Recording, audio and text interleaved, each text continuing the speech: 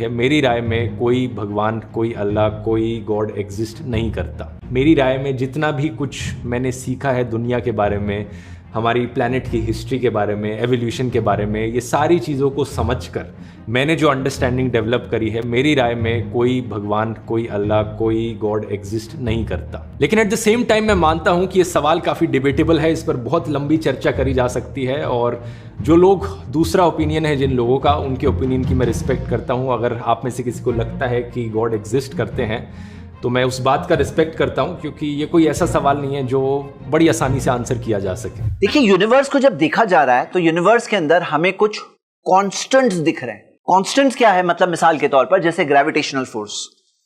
अब ये अगर मैं छोड़ रहा हूं तो ये जो स्पीड में गिरा, इसका एक फॉर्मूला है कि ये ऐसा नहीं कि एक्सपेरिमेंट से होते होते होते होते सही हो गए। जब कायनात बनी उसके फर्स्ट पिको सेकंड क्या होता है? 0.0000000 इतने सारे जीरो, फिर 1 सेकंड में पिको सेकंड इतना छोटा होता है। यानी यूनिवर्स जब बना और उसका जो पहला पिको सेकंड गुजरा था, उसके अंदर ही चारों फंडामेंटल जो फोर्सेस है, gravity, weak nuclear force, electromagnetic force, strong nuclear force, ये चारों उसी वक्त पे सही आना जरूरी था। अगर ये चारों सही नहीं होती उस वक्त पर तो फिर यूनिवर्स बनता ही नहीं। साइंटिस्ट लोग गॉड में नहीं बिलीव करते, ये कहा जाता है। पहले तो ये बात के बारे में सवाल ये उठता है, 33% बिलीव करते हैं गॉड में, 18% गॉड में तो बिलीव नहीं करते हैं, लेकिन एक यूनिवर्सल स्पिरिट या हायर पावर है ऐसा मानते हैं 18%। टोटल कितने हो गए? 51 हो गए। फेमस एथियस्ट जिनका नाम था एंथनी फ्लू, जिन्होंने 50 साल तक एथियज्म की खिदमत की, जिनके articles among the most popular published articles में से थे, लेकिन 2004 में आकर उन्होंने डिक्लेयर कर दिया पब्लिकली, और 2007 में किताब लिखी। किताब का नाम है There is no को कट करके a God, there is a God। अब आइए सुनते हैं वो लोग क्या कहते हैं। वो लोग कहते हैं कि इसका जवाब है मल्टीवर्स। एक और सवाल जो पूछा जाता है, सवाल ये पूछा जाता है कि गॉड ऑफ द गैप्स है, क्लियरली इशारा कर रहा है क्रिएटर है और कंट्रोलर भी है। यानी ऐसा नहीं कि बना करके वो वेकेशन पे चला गया। मतलब वो अपने आप को मानते कि हमसे ज्यादा अक्लमंद साइंटिस्ट है। जब वो उतनी रिसर्च रियलाइज करने के बाद भी वो एग्जिस्टेंस नहीं मान रहे, तो फिर हम तो एक अदना लोग हैं, मतलब हम लोग उस फील्ड के है भी नहीं, वो नहीं मान रहे, हम कैसे माने? आज भी हमारी जमीन पे बहुत सारे प्रॉब्लम्स तो आ ही रहे, जैसे अर्थक्वेक है, सुनामी है, ये सारी चीजें तो अभी भी आ ही रही है ना। ये सारी इसके पीछे क्या एक रीजन है? अस्सलामु अलैकुम व रहमतुल्लाहि व बरकातुहू। मैं आप सब का इस्तकबाल करता हूं आज की हमारी इस क्लास में, जो एंटी इस्लामिक सवालों के जवाब में है। और आज जिस टॉपिक पर, जिस सवाल का हम जवाब देख रहे हैं, वो है कि जब लोग कहते हैं कि क्या प्रूफ है कि गॉड एग्जिस्ट करता है, क्या प्रूफ है दैट गॉड एग्जिस्ट, कि ऊपर वाला क्रिएटर है, गॉड है, खालिक कायनात है, उसके वजूद की क्या दलील है। तो आइए इस सवाल के जवाब को हम आज शुरू करते हैं, और आज हम इंशाल्लाह बहुत सारे प्रूफ्स देखने वाले हैं। और साथ साथ में हमारा तरीका ये होगा कि हम इंशाल्लाह उनके उठाए हुए सवालों के जवाब भी साथ साथ में देखेंगे। मेरी कोशिश ये होगी कि जो सवाल हम देख रहे हैं, जो मैं पॉइंट प्रेजेंट कर रहा हूं, उसके रद्द में, उसके जवाब में अगर कुछ काउंटर आर्ग्यूमेंट्स रखे गए हैं तो मैं वो साथ साथ में लेने की इंशाल्लाह जहां हो सकता है कोशिश करूंगा। अगर कोई मिसाल के तौर पर आपसे पूछे, और माइक है आपके पास यहाँ पे मौजूद, अगर आपसे पूछे कि बताओ कि आपकी पर नानी थी या नहीं थी? हाँ, पर नानी थी। आपने देखा था उन्हें? नहीं। कोई प्रूफ है उनके वजूद का? नहीं। फोटो वगैरह कुछ नहीं है। फिर कैसे आप मानते हैं कि थी? कुरान के जरिए पता चला है कि अगर, अच्छा, कुरान के जरिए पता चला कि, और अगर कोई कुरान में नहीं मानता है तो वो क्या मानेगा कि उसकी पर नानी थी? क्या मानेगा एक शख्स जो कुरान में नहीं मानता, वो क्या मानेगा? नस्ल के हिसाब से देखेगा, वहां से नस्ल आ गई। हाँ, मतलब नस्ल के हिसाब से देखेगा। ओके, नस्ल के हिसाब से देखेगा। ओके, शजरा अगर नहीं उसके पास तो फिर क्या मानेगा एक आम इंसान, दुनिया का इंसान जो? वेरी गुड, यही सुनने का था मुझे। दिख रहा है सामने, उसकी लॉजिक से आदमी को मालूम पड़ता है। कैसे लॉजिक बताइए, सबको बताइए। एक सामने नानी दिख रही है, तो जाहिर सी बात उनकी भी कोई माँ होगी, उनकी कोई नहीं माँ होगी, तो उस तरीके से पर नानी तो होगी, होना जरूरी है। अगर वो नहीं है तो हम कहाँ से आए? सही बात है ना। तो नहीं देखा है फिर भी मानता है कि पर नानी थी। कोई डीएनए वाला प्रूफ कुछ भी नहीं है तो भी मानता है कि थी, क्योंकि उसके बगैर हम वजूद में फिर कैसे आएंगे? तो हम क्या देखते हैं कि कुछ चीजों के जब क्लियर प्रूफ होते हैं तो वो क्लियर प्रूफ की रोशनी में लोग उस चीज को मानते हैं, उसके एविडेंसेस को मानते हैं। तो आइए हम स्टार्ट करते हैं। हम बहुत सारे प्रूफ देखेंगे गॉड के एग्जिस्टेंस के। हम स्टार्ट करते हैं इस टॉपिक को, और सबसे पहला प्रूफ जो हम शुरू कर रहे हैं एक कुरान की आयत से, सूरे तूर में सूरा 52 की आयत नंबर 35 और 36। अल्लाह ताला ने यहां पे सवाल पूछा है, अम खुलिकू मिन गैरि शैइन, क्या वो किसी पैदा करने वाले के बगैर ही बन गए? क्या वो किसी पैदा करने वाले के बगैर ही पैदा हो गए? अम हुमुल खालिकून, या उन्होंने खुद अपने आप को बनाया? क्या वो किसी बनाने वाले के बगैर बन गए या खुद अपने आप को बनाया? अम खलकुस समावाति वल अर्दा, क्या उन्होंने आसमान और जमीन को बनाया है? बल ला युकिनून, नहीं उनके पास कोई यकीन नहीं है। अब हम इस आयत से समझेंगे कि यह आयत के अंदर जो पॉसिबिलिटीज है, ये दो आयतों पर गौर करके इस्लामिक स्कॉलर्स ने कहा कि इसमें हमें 4 पॉसिबिलिटीज किसी भी बनी हुई चीज की दिख रही है। नंबर 1, अम खुलिकू मिन गैरि शैइन, किसी बनाने वाले के बगैर वो बन जाए। अम हुमुल खालिकून, या खुद उसने अपने आप को बनाया है, सेल्फ क्रिएटेड, अपने आप को बनाया। अम खलकुस समावाति वल अर्दा, यानी कि एक बने हुए ने आसमान और जमीन को बनाया। बल ला युकिनून, नहीं उनके पास यकीन नहीं। जो 4th पॉइंट है कि किसी अनक्रिएटेड ने बनाया। देखिए 4 चीजें, सुनो समझो फिर से। कोई भी चीज, मिसाल के तौर पे मोबाइल फोन। अब ये मोबाइल फोन जो वजूद में है, इसे या तो किसी बगैर किसी बनाने वाले के बन गया खुद से, या तो इसने अपने आप को बनाया, या तो कोई बने हुए ने बनाया, या कोई ऐसे ने बनाया जिसकी कोई बिगनिंग नहीं। तो यानी कि कोई भी चीज जो बनी हुई है उसके बारे में 4 सवाल आते हैं। अब हम ये देखते हैं, फर्स्ट एक एक सवाल को हम लेंगे। अम खुलिकू मिन गैरि शैइन, क्या किसी बनाने वाले के बगैर बन गया? तो यहां पे सवाल क्या है कि सोचो कि कोई नहीं है, कुछ नहीं है, कुछ नहीं है। उसके ऊपर अगर आप कुछ नहीं के अंदर अगर आप ऐड करो, क्या ऐड करो? कुछ नहीं प्लस कुछ नहीं मल्टीप्लाइड बाय कुछ नहीं, हाँ, इज इक्वल टू कुछ नहीं। यानी अगर नथिंग है उसके ऊपर बहुत सारे नथिंग को ऐड करें, उसको मल्टीप्लाई कर डाले नथिंग से, तो भी लास्ट में क्या मिलेगा आपको? नथिंग ही मिलेगा। कुछ नहीं का मतलब क्या है? कुछ नहीं का मतलब है कि कोई शख्स नहीं, कोई ताकत नहीं, कोई एनर्जी नहीं, कोई चीज नहीं, कुछ नहीं है। हाँ, तो उससे क्या मिलेगा आपको? लास्ट में कुछ नहीं मिलने वाला है। अब हम ये देखते हैं कि ये एक फॉर्मूला आप याद कर सकते हैं, 0 + 0 + 0 multiplied by 0 into 0 is equal to 0 ही आने वाला है। मतलब कोई चीज अगर नहीं है तो वहां से कोई चीज मिलने वाली भी नहीं है। अगर कुछ नहीं है, कोई नहीं है, तो कुछ मिलने वाला भी नहीं है। ये हो गया पहले सवाल का जवाब। सेकंड सवाल, अम हुमुल खालिकून, क्या उन्होंने अपने आप को बनाया है? उन्होंने अपने आप को बनाया है, यानी कि अगर कोई चीज मौजूद नहीं है, कोई चीज मौजूद नहीं है, वो अपने आप को कैसे बना सकती है? जो चीज मौजूद ही नहीं है वो कैसे बना सकती है? और अगर बना रही है ना, पहले से मौजूद थी। अगर पहले से मौजूद थी तो बनाने की क्या जरूरत है? यानी कि कोई चीज अगर अपने आप को बना रही है, यानी कि वो पहले से थी भी और नहीं भी थी, थी भी और नहीं भी थी। ये तो कॉन्ट्रडिक्शन हो गया।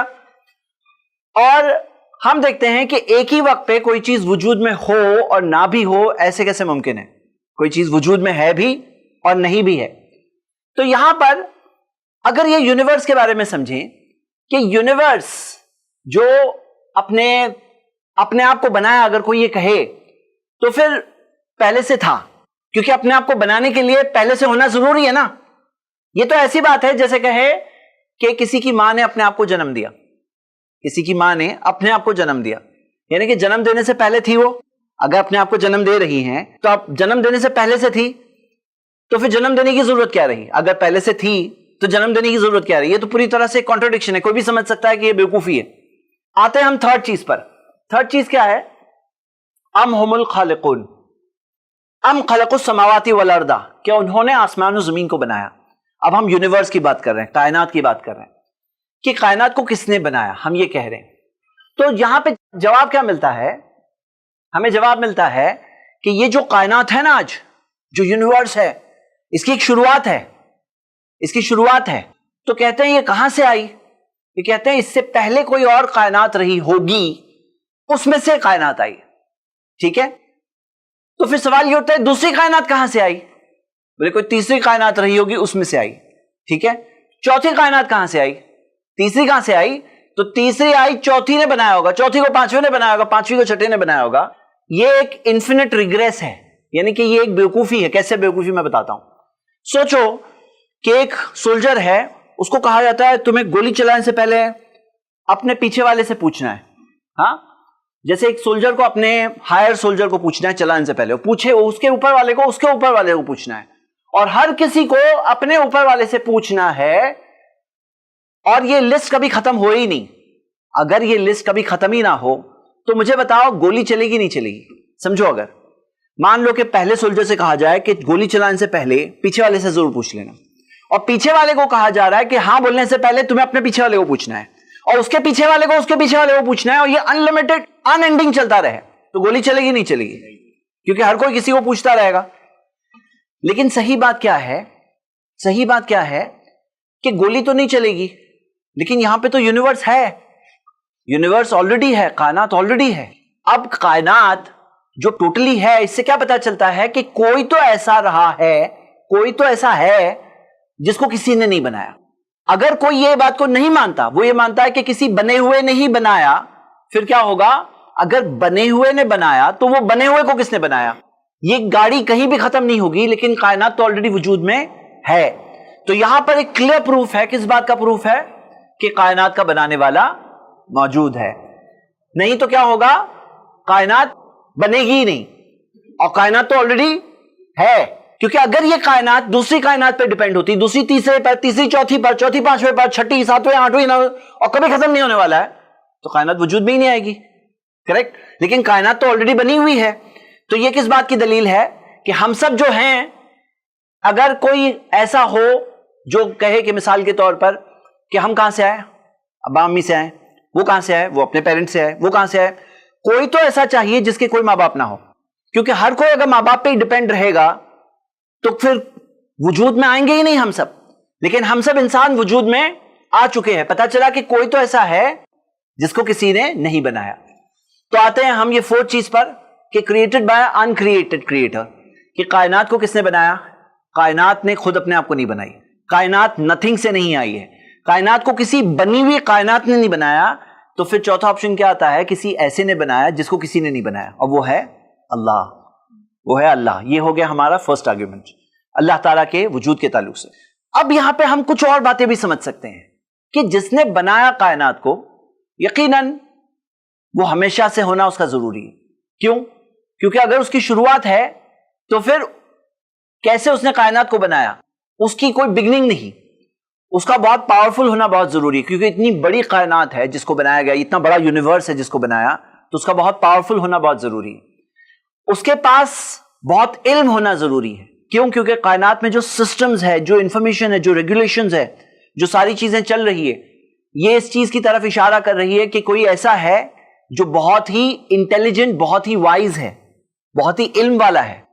और उसके पास कुदरत और ताकत होना भी बहुत जरूरी है। उसके पास मर्जी होना बहुत जरूरी है। अगर ताकत नहीं है तो इतनी बड़ी कायनात को नहीं बना सकता। उसके पास मर्जी नहीं है बनाने की, कोई मर्जी नहीं है उसकी, तो वो फैसला नहीं कर सकता कि मुझे बनाना है।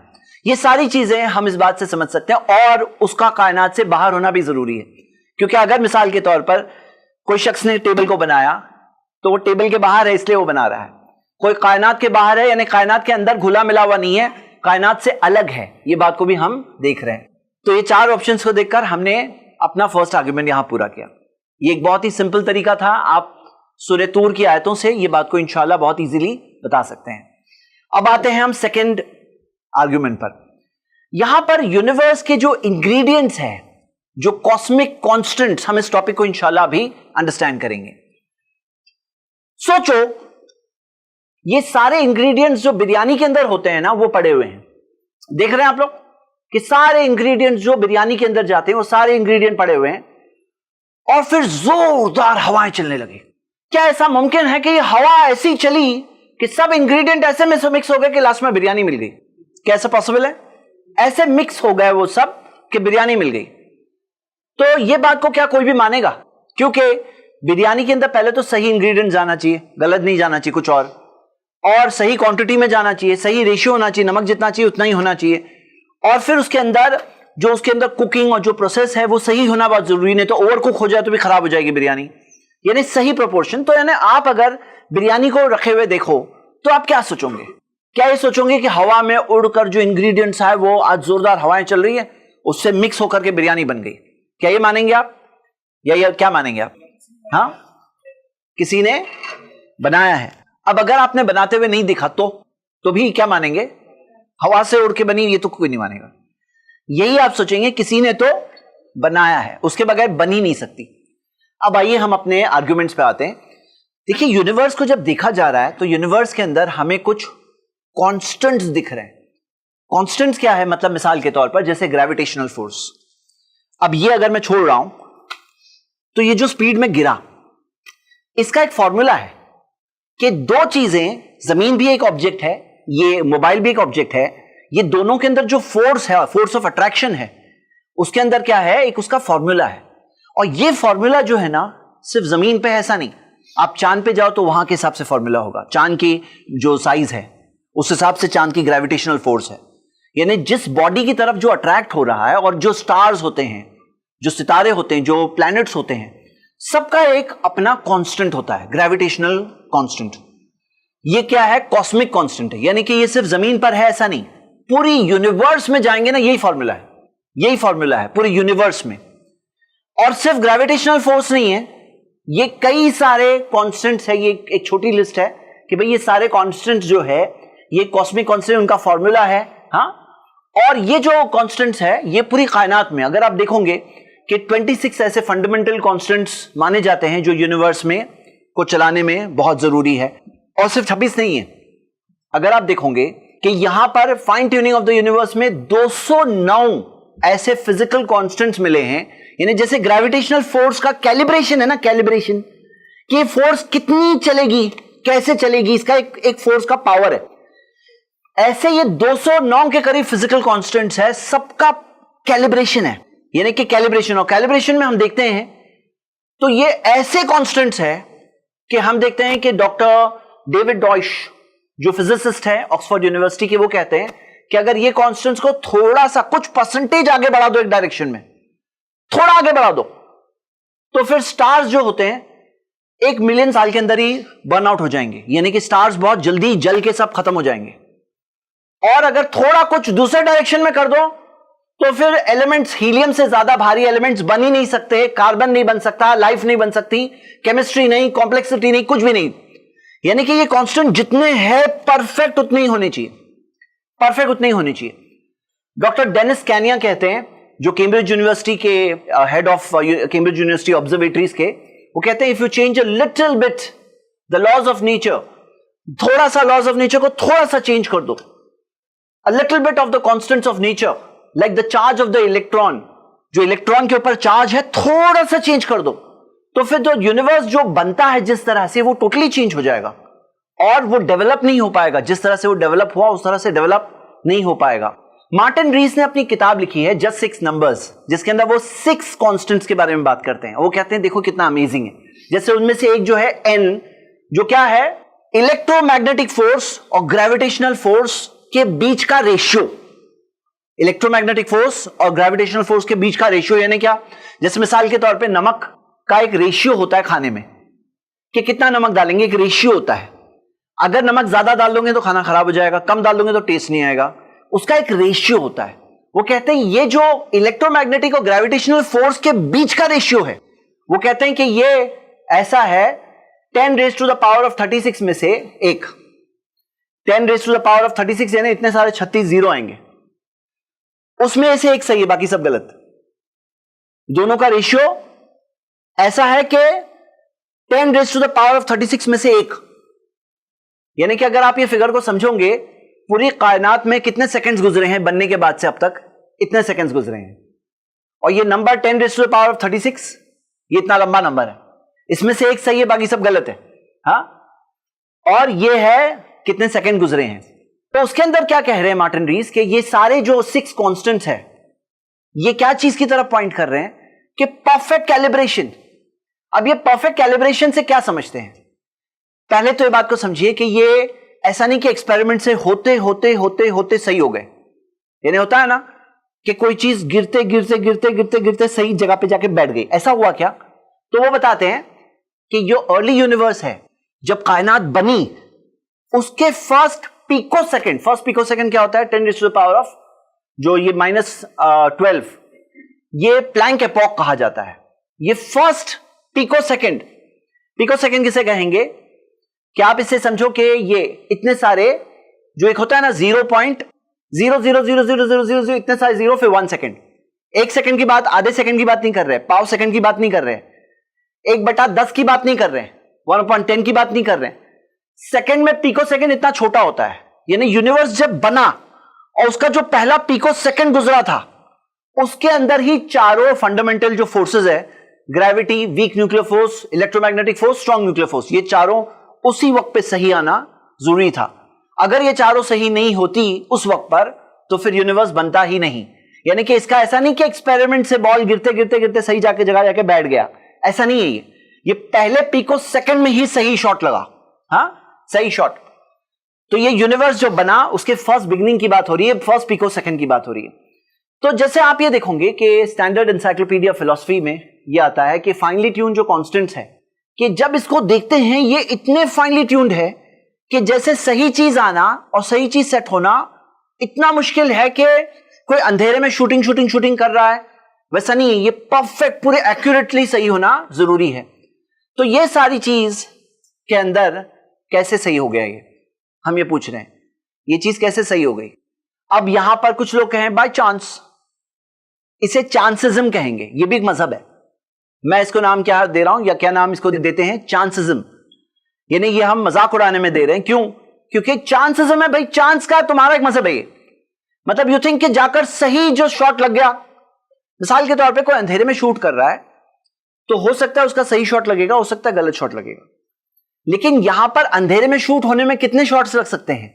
यहां पे बात हो रही है एक पहले पिको सेकंड में इतने सारे ऑप्शंस में से सही ऑप्शन लगना, और एक कांस्टेंट नहीं है, ऐसे 200 से ज्यादा कांस्टेंट्स है जो परफेक्टली जाकर कैलिब्रेट हो गए। तो क्या चीज की तरफ ये सारी चीजें पॉइंट कर रही है, क्या चीज की तरफ पॉइंट कर रही है? तो हम ये देखते हैं साइंस मैगजीन के अंदर, यहां पे ये लोगों ने ज्यादा से ज्यादा इतना कहा, ये देखिए, वो कहते हैं the fact that the universe exhibits many features that foster organic life, such as precisely those physical constants that result in planets, कि जो फिजिकल कांस्टेंट्स की वजह से प्लैनेट्स वजूद में आए और स्टार्स वजूद में आते हैं, और जिसकी वजह से साइंटिस्ट स्पेक्युलेट करते हैं कि क्या कहते हैं, divine influence may be present. ये साइंस मैगजीन के अंदर ये चीज उन्होंने कहा कि ये चीज इशारा कर रही है कि डिवाइन इन्फ्लुएंस जरूर, यानी कि गॉड का वजूद इसमें जरूर रहा होगा, ये वो कह रहे हैं। सर फ्रेड हॉयल वो भी अपने स्टेटमेंट में क्या कह रहे हैं कि ये सारे जो कांस्टेंट जिस तरह से फाइनली कैलिब्रेटेड है, कि ये कहते हैं ये डेलिबरेटली डिजाइन हुए हैं, ये परफेक्ट जो हुए हैं ना, डेलिबरेटली डिजाइन हुए हैं, ये इस चीज की तरफ इशारा कर रहे हैं।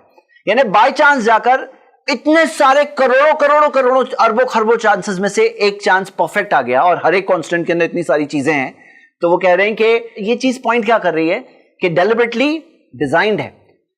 एक फेमस एथियस्ट जिनका नाम था एंथनी फ्लू, जिन्होंने 50 साल तक एथियज्म की खिदमत की, जिनके articles among the most popular published articles में से थे, लेकिन 2004 में आकर उन्होंने डिक्लेयर कर दिया पब्लिकली, और 2007 में एक किताब लिखी। किताब का नाम है देयर इज नो को कट करके a god, there is a god. और ये किताब के अंदर the world's most notorious atheist changed his mind, जहां पे उन्होंने अपना माइंड बदल करके कहा कि द गॉड डज एग्जिस्ट, लेकिन रीजंस में क्या बता रहे हैं, साइंस पॉइंट आउट कर रहा है कि ये सारी चीजें जो नेचर के अंदर है, ये जो कांस्टेंट्स है, कि किस चीज की तरफ इशारा कर रहे हैं, गॉड के एग्जिस्टेंस की तरफ इशारा कर रहे हैं। कॉस्मोस मैगजीन के अंदर ये आया है, a universe made for me, how did it come to be so perfectly tuned for stability in life. यानी स्टेबिलिटी लाइफ के लिए यूनिवर्स कैसे इतना परफेक्ट ट्यूनिंग में कैसे बैठा, यानी यूनिवर्स जो बनाया गया है हमारे रहने के लिए मुनासिब कैसे बना। और ये चीज यानी साइंटिफिक अमेरिकन मैगजीन में कांस्टेंट्स के ताल्लुक से ये चीज मान रहे हैं, लेकिन दो आंसर्स है।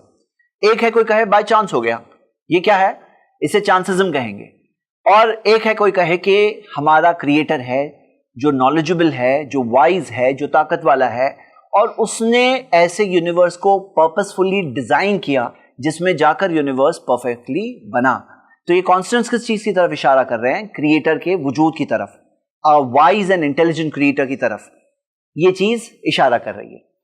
तो जैसे इसके लिए मैं 2 और मिसालें बताऊंगा कि सोचो आप एनसाइक्लोपीडिया देख रहे हो।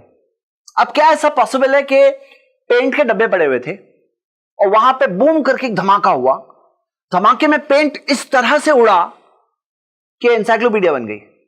क्या ये पॉसिबल है? ये इम्पॉसिबल है। या एक और मिसाल कि मान लो कि गार्बेज डंप है जहां पुरानी गाड़ियां, पुरानी मशीन सब पड़ी हुई है और वहां पे एक हम देखते हैं कि हरिकेन आ जाए, साइक्लोन आ जाए, और वो साइक्लोन में ये सारे पार्ट्स ऐसे घूमे कि प्लेन बन गया। ऐसा पॉसिबल है? Impossible, impossible. तो हम देखते हैं कि ये सारी चीज हो जाना कि ये कॉस्मिक कांस्टेंट सब परफेक्टली अपनी जगह पे आ जाए, ये ऐसे ही मानना है, ऐसे ही मानना है। ये इस चीज की यानी एक प्रैक्टिकल मिसाल हमने देखा। तो यहां पे हम सेकंड पॉइंट का आंसर हमने पूरा किया। अब आइए सुनते हैं वो लोग क्या कहते हैं। वो लोग कहते हैं कि इसका जवाब है मल्टीवर्स। मल्टीवर्स क्या है? वो कहते हैं ये यूनिवर्स है परफेक्ट। इसे हम उनके अल्फाज में देखेंगे। 1700s में डेविड ह्यूम नाम के एक फिलोसोफर ने क्या कहा था? कहा कि ये जो यूनिवर्स सही बना ना, वो कहते हैं ऐसे बहुत सारे दूसरे यूनिवर्स बने हुए होंगे जो गलत बने होंगे। ये एक सही बन गया तो ऐसे बहुत सारे यूनिवर्सेस होंगे, मल्टीवर्स, जो गलत बने हुए होंगे। और वो लोग इस चीज को फॉरवर्ड करने की कोशिश कर रहे हैं। वो क्या कहते हैं? कहते हैं कि ऐसे यूनिवर्सेस, दूसरे पैरेलल यूनिवर्स, ऐसी दूसरी कायनातें बहुत सारी बनी हुई है जिसका किसी का कोई प्रूफ नहीं है, उसको किसी ने देखा नहीं, उसके वजूद की कोई दलील नहीं है, लेकिन मानते हैं। तो आइए मैं आपसे एक सवाल पूछता हूं। सोचो कहीं पर अगर न्यूक्लियर बॉम्ब फट जाए, न्यूक्लियर बॉम्ब फटता है ना तो क्या हाल होता है मालूम है? बहुत सारे किलोमीटर्स तक सब चीज जल जाती है। और ऐसा हो अगर कि जहां पे न्यूक्लियर बॉम्ब फटा वहां पे एक आदमी खड़ा था और वो वहां से निकला परफेक्ट, सेफ, उसको कुछ नहीं हुआ, तो आप क्या कहेंगे? बोलेंगे बहुत ताज्जुब की बात है, अगर ऐसा सचमुच हुआ तो बहुत ही स्ट्रेंज बात है। तो वो जवाब में क्या कह रहे हैं कि ऐसे बहुत सारे अगर न्यूक्लियर बॉम्ब्स फटे हो तो फिर एक आदमी ऐसा भी मिल जाएगा, लेकिन ऐसा इम्पॉसिबल है। पहले तो चाहे हजारों लाखों ऐसे न्यूक्लियर बॉम्ब फट जाए तो भी ऐसा आदमी किसी के आखिर में कोई भी न्यूक्लियर बॉम्ब से कि उसके सर के ऊपर न्यूक्लियर बॉम्ब फट रहा है और वो उससे बच के निकल जाए, ये इम्पॉसिबल बात है। और अगर कहीं हुआ तो उतने ही ताज्जुब की बात है। मतलब मैं बताना क्या चाह रहा हूं कि जो यूनिवर्स के कॉस्मिक कांस्टेंट्स इतने परफेक्टली कैलिब्रेटेड है, इसके जवाब में वो कह रहे हैं कि बहुत सारे यूनिवर्स रहे होंगे। ये क्या है? ये एक ऐसी चीज है जिसको किसी ने देखा नहीं, ये टेस्ट नहीं कर सकते, इसको फॉल्सिफाई नहीं कर सकते। ये खुद एक ब्लाइंड बिलीफ है, ये खुद एक अंधविश्वास है कि ऐसे बहुत सारे यूनिवर्स होंगे। ये एक ब्लाइंड बिलीफ है और ये एक ऐसी चीज है कि जिसकी वजह से ये यूनिवर्स कुछ कम मिरेकलस नहीं होता है। यानी ये यूनिवर्स का मिरेकल कम नहीं हो गया कि अगर दूसरे बहुत सारे यूनिवर्सेस है तो भी इस यूनिवर्स का मिरेकल कम नहीं हो गया। क्यों? जिस तरह से बहुत सारे न्यूक्लियर बॉम्ब्स फटने से ये एक न्यूक्लियर बॉम्ब के नीचे खड़ा हुआ इंसान जिंदा बच के निकल रहा है, वैसे ही कुछ नहीं हुआ, ये कोई कम मिरेकलस बात नहीं हो गई। तो उसी तरह से बहुत सारे यूनिवर्स, मल्टीवर्स होने से ये यूनिवर्स का मिरेकल कुछ कम नहीं हो जाएगा। हाँ, कम नहीं हो जाएगा। और इसके अंदर एक और चीज है, अगर ऐसे यूनिवर्स बहुत सारे होते तो हम कहते ये तो अल्लाह की कुदरत, बनाने वाले ने ऐसा भी बनाया।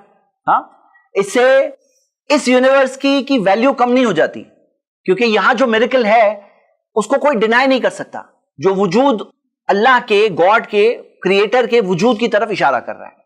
ये हो गया हमारा सेकंड काउंटर आर्ग्यूमेंट का जवाब। अब आइए एक तीसरी चीज, ये एक तीसरा पॉइंट देखने से पहले एक और सवाल जो पूछा जाता है, सवाल ये पूछा जाता है कि गॉड ऑफ द गैप्स है। क्या आप जो कह रहे हो ना हमारे पास साइंटिफिकली आंसर नहीं है? किस चीज का आंसर नहीं है? क्या चीज का आंसर नहीं है? कि ये कॉस्मिक कांस्टेंट परफेक्टली जगह पे क्यों कैलिब्रेट हुए? परफेक्टली इतने सारे कांस्टेंट्स, सबकी वैल्यू कैलिब्रेशन परफेक्ट कैसे है? उनके पास आंसर नहीं है। वो कहते हैं हमारे पास आंसर नहीं है, और वहां पे जहां पे भी हमारे पास आंसर नहीं है वहां तुम बोलते हो गॉड यहां है। वो कहते हैं आपका जो है God of the gaps argument है। ये उनका एक बहुत फेमस काउंटर आर्ग्यूमेंट है। जो वो कहते हैं, क्या कहते हैं? कहते हैं आपका जो चीज का हमारे पास जवाब नहीं है वहां पे आप आके गॉड को वहां रख देते हो। हालांकि सही बात क्या है कि ये सारी चीजें इशारा कर रही है गॉड के एग्जिस्टेंस की तरफ से। और वो कहते हैं साइंस की नॉलेज जब बढ़ेगी ना तो ये गैप कम हो जाएगा, खत्म हो जाएगा, गॉड की जो जगह थी खत्म हो जाएगी, ऐसा वो लोग कहते हैं। लेकिन फैक्ट क्या है कि कई बार साइंटिफिक नॉलेज मिलने से और गैप बढ़ जाता है, और गैप बढ़ जाता है। मिसाल के तौर पर पहले क्या देखा जाता था, सेल्स को देखा जा रहा था, तो कहा जा रहा था सेल्स क्या है, कहा जा रहा था प्रोटोप्लाज्म की जस्ट ब्लॉब्स है। सेल क्या है, प्रोटोप्लाज्म की जस्ट ब्लॉब्स है। 1950s तक ये था उनके पास कि सेल वजूद में क्या है, सेल कैसी है, बोले प्रोटोप्लाज्म है। लेकिन जब साइंस प्रोग्रेस किया और सेल के अंदर जब झांक के देखे और देखा कि वहां एक कितना इंट्रिकेट सिस्टम है, एक पूरा शहर जैसे बसा हुआ है, उतनी सारी मशीनरी अंदर है, डीएनए है, न्यूक्लियस है, डीएनए है, प्रोटीन मॉलिक्यूल्स इस तरह से बने हुए हैं। जब और देखे तो गैप कम नहीं हुआ, उल्टा गैप और बढ़ गया, गैप और बढ़ गया। तो जो कहते हैं कि साइंस प्रोग्रेस करेगा तो ये गैप हमारा खत्म हो जाएगा, आपका गॉड का गैप जो है, गैप वो खत्म हो जाएगा, उल्टा गैप और बढ़ गया। और दूसरी चीज, जैसे ये उसी चीज की आर्टिकल है, उसी चीज के ताल्लुक से अमेरिकन जर्नल ऑफ फिजियोलॉजी के बारे में, सेल फिजियोलॉजी, तो उसके अंदर ये प्रोटोप्लाज्म जो पहले माना जाता था वो थियरी को बताया गया है, उससे सेल्यूलर सिस्टम्स की बायोलॉजी, ये 150 इयर्स का एक रिफ्लेक्शन बताया गया है। जो मैं बात कह रहा हूं उसका प्रूफ मैं यहां पे स्क्रीन पे बता रहा हूं। और दूसरी चीज कि जो इंसान को पता है, हाउ पता है, हम जवाब दे रहे हैं वाई का, यानी हाउ, ये कैसे हो रहा है, ये कैसे हो रहा है, हम जवाब दे रहे हैं क्यों हो रहा है, ये क्यों हो रहा है। ये जवाब आपको साइंस नहीं देने वाला है, क्यों हो रहा है। और तीसरी चीज इस बारे में कि कई सारे जो मेटाफिजिकल एस्पेक्ट्स हैं कि यूनिवर्स की फाइन ट्यूनिंग है, यूनिवर्स की शुरुआत है, जो लाइफ एंड नेचर की शुरुआत है, जो कॉन्शियसनेस की शुरुआत है, इस सब का जवाब साइंस के पास बिल्कुल भी नहीं है। चौथी चीज ये कहना साइंस जवाब देगा, साइंस जवाब देगा, साइंस जवाब देगा, ये क्या है, ये एक टाइप का ब्लाइंड फेथ है साइंस में। तो बेस्ट एक्सप्लेनेशन क्या है, ये सारी चीजों का बेस्ट एक्सप्लेनेशन क्या है, क्या ये बेस्ट एक्सप्लेनेशन है कि खुद से बन गया? तो सही जवाब यह है कि बेस्ट एक्सप्लेनेशन यह है कि क्रिएटर है, डिजाइनर है, उसके पास नॉलेज है और वो नॉलेज के बेसिस पर उसने यूनिवर्स को बनाया। यहां पे हम अगले सवाल पे आते हैं जो उनका एक काउंटर आर्ग्यूमेंट है। साइंटिस्ट लोग गॉड में नहीं बिलीव करते, ये कहा जाता है। पहले तो ये बात के बारे में सवाल ये उठता है कि क्या साइंस का फील्ड ऑफ स्टडी है गॉड? साइंस क्या चीज सिखाता है? ऑब्जर्वेबल यूनिवर्स, जो ऑब्जर्वेबल यूनिवर्स है कि दिख रहा है कि ये मोबाइल फोन कैसे वर्क करता है, ये हैंड्स फ्री जो है ये कैसे वर्क करता है। साइंस का काम है जो ऑब्जर्वेबल यूनिवर्स है उसके बारे में बात करें। और गॉड कौन है? वो ये यूनिवर्स का हिस्सा ही नहीं है, वो क्रिएटर ऑफ द यूनिवर्स है, वो बनाने वाला है, वो ट्रांसेंडेंटल यानी कि हर चीज से ऊपर है, बुलंद है। तो हम क्या देखते हैं कि वो तो आपके साइंस के फील्ड ऑफ स्टडी के बाहर की बात है। साइंस के फील्ड ऑफ स्टडी है, ऑब्जर्वेबल वर्ल्ड की बात कर सकते हैं। तो ये कहना कि साइंटिस्ट ये कह रहे हैं, ये साइंस के फील्ड की चीज नहीं बात कर रहे हम। और दूसरी चीज इस बारे में प्यू रिसर्च सेंटर ने ये एक सर्वे पब्लिश किया है जिसके अंदर आया कि साइंटिस्ट में से 33% बिलीव करते हैं गॉड में, 18% गॉड में तो बिलीव नहीं करते हैं लेकिन एक यूनिवर्सल स्पिरिट या हायर पावर है ऐसा मानते हैं 18%। टोटल कितने हो गए? 51 हो गए। तो जो कहते हैं ना कि साइंटिस्ट गॉड में नहीं बिलीव करते हैं, फैक्ट क्या है कि साइंटिस्ट में से भी 51% जो है वो एक टाइप के गॉड में बिलीव कर रहे हैं। हालांकि साइंटिस्ट प्रूफ नहीं है क्योंकि साइंस के फील्ड की बात नहीं है। यहां जो साइंस के फील्ड की बात है तो हम कहेंगे कि साइंटिस्ट ये बात को बता रहे हैं, उनके पास ये इंफॉर्मेशन है, ये नॉलेज है जो वो शेयर कर रहे हैं, वो हम देख सकते थे। लेकिन जो उनके फील्ड ऑफ स्टडी से बाहर है, वो चीज के अंदर उनका क्या ओपिनियन है उससे कोई फर्क नहीं पड़ता, उससे कोई फर्क नहीं पड़ता। और अगर आप बड़े बड़े साइंटिस्ट देखोगे, जो फेमस साइंटिस्ट जो गॉड में बिलीव कर रहे थे, ये सब बहुत सारे फेमस साइंटिस्ट की लिस्ट है जो गॉड में बिलीव करते थे, लेकिन ये दलील नहीं है, ये कोई प्रूफ नहीं है, सिर्फ गलतफहमी को दूर करना है। और एक चीज इस बारे में ये है कि साइंटिस्ट के बारे में जो ये कहा जा रहा है कि साइंटिस्ट ये कह रहे हैं, तो साइंटिस्ट का एक ऐसा टाइम भी था जहां वो किसी एक रॉन्ग थियरी को प्रिस्क्राइब कर रहे थे। साइंस इस पर नहीं चलता कि किसके ज्यादा वोट्स हैं, कि ज्यादा वोट्स जिस व्यू को मिले वो सही। अगर ऐसे होगा तो अभी भी ये मानना पड़ेगा कि यूनिवर्स हमेशा से है, जैसे पहले माना जाता था कि स्टडी यूनिवर्स हमेशा हमेशा से, उसकी कोई बिगनिंग नहीं है। साइंस में पहले ये थियरी मानी जाती थी, 1949 में जाकर जब बिग बैंग थियरी आई तब जाके वो गलत साबित हुई। तो साइंस इस चीज पे नहीं चलता है कि ज्यादा साइंटिस्ट क्या बोल रहे हैं, जैसे मैंने बताया 51% ये कह रहे हैं, लेकिन इसकी कोई जरूरत नहीं है, साइंस उस चीज पे चलता नहीं है। पहले तो साइंस का फील्ड ही नहीं है, तो हम इस चीज के बेसिस पर जो हकीकत और सच्चाई हमारे सामने आती है, जो हमारे क्रिएटर के बारे में है, वो हम डिनाई नहीं कर सकते जस्ट बिकॉज इतने साइंटिस्ट इस बात को मानते हैं, क्योंकि उनका फील्ड ही नहीं है ये। आइए हम हमारे अगले आर्ग्यूमेंट पे आते हैं। आर्ग्यूमेंट यानी अगले प्रूफ पर आते हैं। किस चीज का प्रूफ? गॉड के एग्जिस्टेंस का प्रूफ। वो है हमारी जमीन और हम। जमीन को अगर आप देखोगे तो ये सूरज से जिस लोकेशन पर है, ये परफेक्ट वो लोकेशन है जहां बहुत ज्यादा गर्म भी नहीं हो रहा है और बहुत ज्यादा अगर दूर होता तो बहुत ठंडा हो जाता। यानी जमीन की फिजा, एटमॉस्फेयर इतनी कोल्ड हो जाती कि हम सर्वाइव नहीं कर सकते थे। अगर जमीन करीब होती तो इतनी गर्म हो जाती हम जी नहीं सकते। परफेक्ट प्लेस पर जमीन मौजूद है और जो उसकी जो गर्दिश की रफ्तार है, जो स्पीड ऑफ रोटेशन है, वो भी बिल्कुल परफेक्ट है। जैसे मिसाल के तौर पर आप देखोगे कि ऐसे प्लैनेट्स हैं, जैसे मिसाल के तौर पर मर्क्यूरी। मर्क्यूरी ऐसे तो हमसे करीब है। मर्क्यूरी कहां है? जैसे मर्क्यूरी, वीनस, अर्थ, ये है मर्क्यूरी। क्या आप सोच सकते हो ये मर्क्यूरी का बाज हिस्सा, कुछ हिस्सा इतना ठंडा है कि वहां लोग रह नहीं सकते हैं? ठंडा, यस। कैसे? क्योंकि मर्क्यूरी तो है करीब, लेकिन जो जमीन में एक दिन हमारा 24 घंटे में खत्म होता है, यानी एक रोटेशन अपनी एक्सिस के राउंड जमीन 24 घंटे में एक चक्कर मार लेती है, लेकिन वहां पर मर्क्यूरी को 58.646 दिन लगते हैं एक रोटेशन कंप्लीट करने में। इतना स्लो। कितने दिन लगते हैं? हमारे 58 डेज गुजर जाते हैं और उनका एक दिन खत्म होता है। यानी जो हमारे यहां सुबह होती है, शाम होती है, दिन होता है, रात होती है। दिन में फिजा गर्म हो जाती है, रात में फिजा, एटमॉस्फेयर ठंडा हो जाता है। वो एक बैलेंस है। लेकिन मर्क्यूरी में एक दिन 58 डेज में खत्म होता है, 58.6 डेज में। इसी वजह से जो हिस्सा सूरज की तरफ है वो 58 में से कितने सारे दिन सूरज की तरफ है, तो इतना ज्यादा गर्म हो जाता है कि वहां जी नहीं सकते। और जो हिस्सा दूर है, बैक साइड पर है, जिसे घूम करके वापस आने में टाइम लग रहा है, वो इतना ठंडा हो जाता है कि वहां इंसान रह नहीं सकते। तो यहां पर हम देख रहे हैं कि जमीन सही जगह पर भी है और जमीन की जो स्पीड ऑफ रोटेशन है, जो गर्दिश की स्पीड है, वो भी परफेक्ट है। परफेक्ट है। आगे बढ़ते हैं। आप देखोगे कि जो चांद है, हां, और जो इन जमीन का जो जिस तरह से जमीन घूम रही है, जमीन का एक टिल्ट है 23.5 डिग्रीज का टिल्ट, एक्सिस का टिल्ट।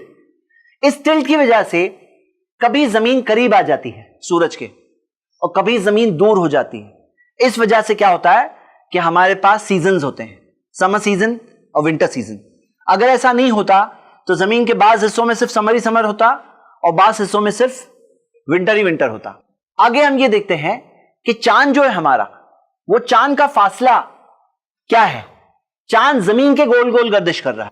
तो आप देख रहे हैं कि 2,25,000 माइल से 2,52,000 माइल्स तक पहुंचता है। लेकिन ये चांद अगर और करीब आ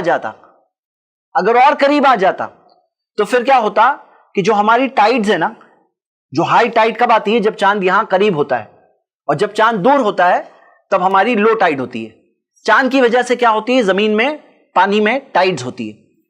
अगर चांद और करीब होता तो हाई टाइड इतनी ज्यादा हाई होती कि हमारे कितने सारे कॉन्टिनेंट डूब जाते, और लो टाइड इतनी लो होती कि उसका एक अलग दूसरा इफेक्ट होता। यहां तक आके अगर चांद ज्यादा करीब है तो जमीन का जो सरफेशियल क्रस्ट है ना, वो बराबर से फॉर्म भी नहीं हो पाता उसके इतने सिवियर ग्रेविटेशनल पुल की वजह से। यानी चांद भी सही जगह पर है, जमीन भी सही जगह पर है, चांद भी सही जगह पर है, रोटेशनल स्पीड, एंगल सब सही है। आगे क्या हम देख रहे हैं कि क्या आपने कभी देखा है स्पेस की फोटोज? स्पेस में आप देख सकते हो पूरा अंधेरा दिखता है, डार्कनेस। सूरज हो, फेसिंग द सन हो, तो भी आपको अंधेरा दिखेगा। जैसे मिसाल के तौर पर आप मून की वीडियो देखोगे, चांद की, जब सूरज है आसमान में लेकिन फिर भी बाकी का आसमान पूरा अंधेरे में। लेकिन जमीन में हम ये देखते हैं जब सूरज उगता है तो जो एटमॉस्फेयर है ये इस रोशनी को फैलाने का काम करता है, यानी उसको रिफ्लेक्ट करता है और दिन क्रिएट होता है। एक तरह से दिन का इफेक्ट क्रिएट होता है। ये भी डिजाइंड है, यानी ताकि हमारा दिन बने और ताकि हम दिन में जाके काम कर पाए। फर्दर आपको पता है मीटियर्स के बारे में? एक मीटियर यानी 1 मीटर तक है मीटियर है, उससे 1 मीटर से बड़ा होता है तो एस्ट्रॉइड। तो ये जो एस्ट्रॉइड्स कितने हैं? खुद अर्थ को 17 मीटियर्स पर डे आते हैं, हिट होते हैं 17 मीटियर्स। और 6100 मीटियर्स जो जमीन तक पहुंचते हैं, यानी 17 पर डे, ये कॉस्मोस मैगजीन के अंदर आया है। उसमें से एक मीटियर की मिसाल जो रशिया के अंदर आया था, आप देखोगे कि तकरीबन 1500 लोग इंजर्ड हो गए थे। मैं ये मिसाल आपको क्यों दे रहा हूं, ये जो मीटियर जो आया था वो जहां पर जब वो लैंड हुआ उसके आसपास के बहुत किलोमीटर्स तक सारे कांच टूट गए। मैं ये बात क्यों कर रहा हूं, आपको पता है डायनासोर्स कैसे खत्म हुए जमीन पर? वो एस्ट्रॉइड स्ट्राइक से खत्म हुए। सोचो, डायनासोर्स जो इतने बड़े, इतने पावरफुल थे, लेकिन जो एस्ट्रॉइड स्ट्राइक था उसकी वजह से सारे डायनासोर्स जमीन से, रोए जमीन से खत्म हो गए। अब डायनासोर और हमारी साइज में डिफरेंस तो आप समझ सकते हो कि अगर डायनासोर हमारी जमीन पे रह रहे होते अभी भी, तो हमारे लिए एक बहुत बड़ा डिफिकल्टी, मुसीबत, प्रॉब्लम, डेंजर, खतरा और लाइफ हजार्ड होता। तो ये डायनासोर्स का खत्म होना हमारे लिए बहुत सेफ्टी की बात थी। लेकिन सीखने की बात क्या है कि हम भी तो उसी जमीन पे रहते हैं जिस जमीन पे डायनासोर रहते थे, और क्या कोई एस्ट्रॉइड आकर अभी स्ट्राइक नहीं कर सकता है? तो आप देखोगे कि डायनासोर्स के बारे में जो बात है, इस चीज से अंदाजा लगाइए कि ये है मार्स और ये है जुपिटर, और ये दरमियान में जो पूरी एस्ट्रॉइड बेल्ट है, इतने सारे एस्ट्रॉइड्स यहां पर मौजूद हैं। और क्या आप आगे बढ़ोगे तो कॉमेट्स, जो कॉमेट्स होते हैं, तो जैसे मिसाल के तौर पर सारे प्लैनेट्स के बाद में कुइपर बेल्ट है, कुइपर बेल्ट, उसमें कितने प्लैनेट्स है आपको पता है? बिलियंस ऑफ कॉमेट्स है। 1 बिलियन यानी 100 करोड़, यानी कि सैकड़ों करोड़ कॉमेट्स है कहां पर? कुइपर बेल्ट में। और कुइपर बेल्ट में जो इतने सारे जो कॉमेट्स है उससे आगे बढ़ते हैं, जो तकरीबन 1 लाइट ईयर आगे बढ़ते हैं, तो उससे आगे ऑट क्लाउड है। ये जो ऑट क्लाउड देख रहे हैं, यानी कि ये जो क्लाउड है ये ऑट क्लाउड है। ये क्लाउड कहां है? इससे तकरीबन 1 लाइट ईयर आगे है। वहां पे भी बिलियंस ऑफ कॉमेट्स है। ये सारे जो कॉमेट्स है उनमें से कोई अगर आता है अंदर, और उनमें से तकरीबन हम देखते हैं कि 3743 कॉमेट्स को हम लोग, जो नॉन कॉमेट्स है, उनको ट्रैक कर रहे हैं कि कॉमेट कब आ रहा है, जमीन की तरफ कब आ रहा है।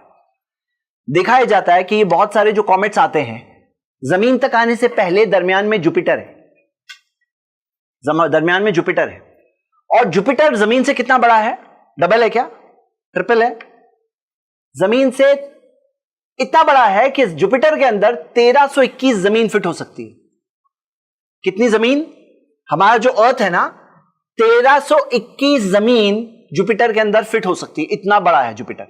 जब इतना बड़ा है तो उसका ग्रेविटेशनल पुल भी उतना है, और ग्रेविटेशनल पुल होने की वजह से देखा जाता है कि बहुत सारे कॉमेट्स जाकर जुपिटर को लग जाते हैं, और कौन बच जाता है? हम बच जाते हैं। और ये क्या है? ये भी एक इंतजाम में से एक इंतजाम है। तो अल्लाह ने कुरान में क्या फरमाया? फबी आलाई रब्बिकुमा तुकद्दिबान, कौन कौन सी नेमत को अपने रब की तुम झुटलाओगे। ये सब नेमतें हैं, ये सब नेमतें हैं।